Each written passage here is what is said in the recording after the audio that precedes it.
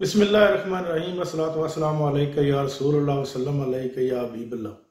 तमाम देखने और सुनने वालों को मेरा सलाम। मैं तवक्कुल हुसैन और आप देख रहे हैं मेरा यूट्यूब चैनल।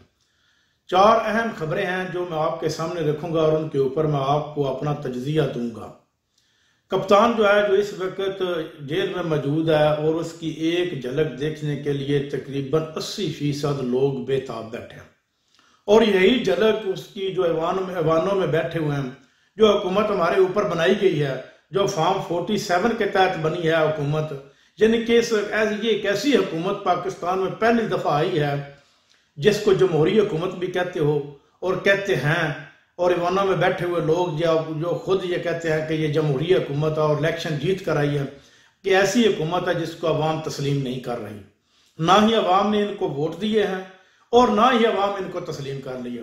वोट भी अवाम ने इनके यानी कि हर मुमकिन कोशिश करने के बावजूद, तरीके इंसाफ से बल्ला लेने के बावजूद, तरीके इंसाफ का इंतखाबी निशान छीनने के बावजूद, तरीके इंसाफ का जो चेयरमैन उसको जेल में बंद करने के बावजूद, उसके ऊपर लाखों मुकदमात बनाने के बावजूद, फिर भी अवाम ने जो वोट दिए हैं वो तरीके इंसाफ को दिए हैं। तरीके इंसाफ के आज़ाद उम्मीदवारों को दिए हैं और स्टिल वो आज़ाद उम्मीदवार अभी तक तरीके इंसाफ के साथ जुड़े हुए हैं।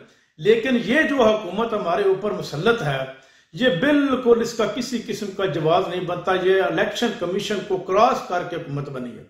इलेक्शन कमीशन जो है वो एक बांदी बनकर रह गया था मौजूदा हुकूमत बनाने के लिए, क्योंकि उसके ऊपर इस कदर प्रेशर था कि तुमने यही हुकूमत, इस तरह के लोग ही ईवान में पहुंचाने हैं। लेकिन अब क्या हुआ, अब ये लोग खुद परेशान बैठे हुए हैं। हर मामले के ऊपर कोई भी ये काम करते हैं तो अवाम इनको तस्लीम ही नहीं करती। लाकिनूनियत बेताशा हो चुकी है। चोरी, डकैती, कब्जा, माफिया सारे के सारे मुतहर्रिक हो चुके हैं कि अदारे इस कदर मुतहर्रिक हो चुके हैं रिश्वतखोरी में कि उनको भी पता है कि हमारे ऊपर मुसल्लत किए कि जो हुक्मरान है वो 2 नंबर तरीके से आया, जेली हुक्मरान है और इनकी कोई वैल्यू नहीं है।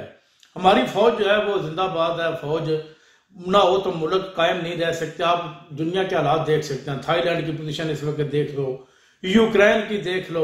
यानी कि जो मुल्क है जिन्होंने अपनी फौज के ऊपर खर्च नहीं किया और फौज को मजबूत नहीं किया, वो इस वक्त दूसरे मुल्कों की, तकड़े मुल्कों की कॉलोनियां बनकर रह गए। लेकिन अल्हम्दुलिल्लाह हमारा मुल्क इस कदर है कि हम किसी मुल्क की अब कॉलोनी क़यामत तक नहीं बनेंगे। जिंदा है, आज़ाद रहेगा, जिंदा रहेगा और कायम दायम रहेगा। और इसकी सारे का सारा क्रेडिट जो वो हमारी आर्मी और हमारे जो दलेर अवाम है उसको जाता है।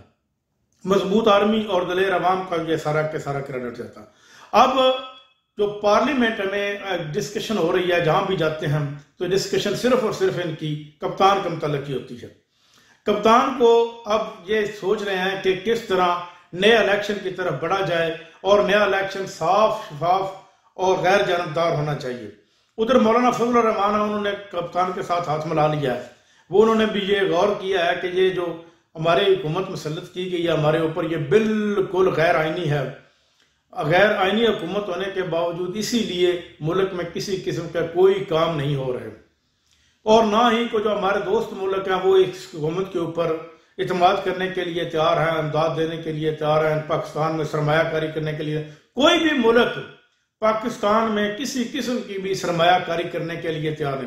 ये जो हमारा सिलेक्टेड वज़ीर आज़म है, ये कहीं किसी मुल्क के दौरे के ऊपर भी नहीं जा सकता। पीपल्स पार्टी को आप दूसरे लफ्जों में जमहूरी हुकूमत, जमहूरी पार्टी कह सकते थे, लेकिन अब उन्होंने भी अपनी जमहूरी रवायत खत्म करके और एक आमराना सिस्टम अपने अंदर बना लिया है कि नस्ल दर नस्ल जो है वो पार्टी की क़यादत सौंपी जाए। अब क्या हो रहा है, अब ये सिर्फ और सिर्फ हुकूमत जो है, ये मौजूदा हुकूमत ये इंतजार कर रही है बजट का, क्योंकि ये बजट पेश करेंगे जून में। जो बजट पेश होना इसी महीने में, जो नेक्स्ट मंथ आ रहा है, बजट पेश करने के बाद किसी वक्त भी हुकूमत को खत्म कर दिया जाएगा और खत्म करने के बाद नया इलेक्शन की तरफ बढ़ा जाएगा। जब तक नया इलेक्शन गैर आईनी और ना ही होगा, गैर आईनी इलेक्शन को खत्म करके साफ शफाफ और गैर जानबदार इलेक्शन नहीं होगा, तब तक ये मुल्क तरक्की की राह में आगे नहीं बढ़ सकता। अब इन हुक्मरानों ने भी सर जोड़ लिया है और इनके जो सहूलतकार हैं उन्होंने भी ये सोच लिया, वो भी मुल्क की बेहतरी के लिए काम करते हैं।